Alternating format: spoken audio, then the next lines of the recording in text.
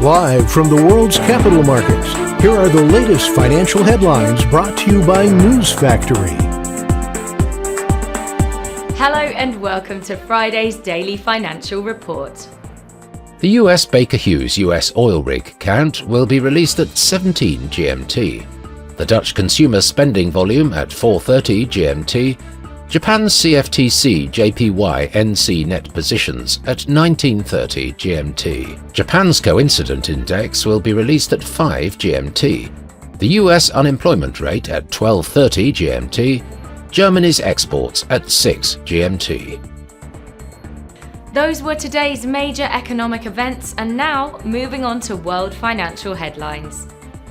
Wall Street edged higher and crude prices advanced as investors weighed new trade talks between US President Donald Trump and Chinese President Xi Jinping against the spate of downbeat economic data ahead of Friday's crucial jobs report. Stablecoin issuer Circle's shares more than tripled in their debut on the NYSE, firing up the IPO market that has struggled to regain momentum.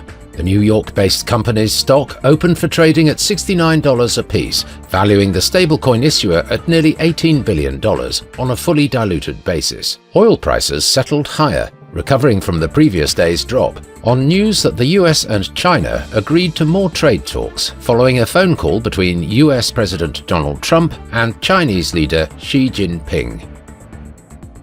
And now let's hear what our chief analyst picked up for us today. The last session saw the dollar gain 0.6% against the yen. The CCI is giving a positive signal. The Bitcoin-dollar pair fell 2% in the last session, after gaining as much as 3.1% during the session. The stochastic indicator is giving a positive signal. The gold-dollar pair fell 0.6% in the last session. The RSI is giving a positive signal. The oil-dollar pair skyrocketed 1.1% in the last session. The Williams indicator is giving a positive signal.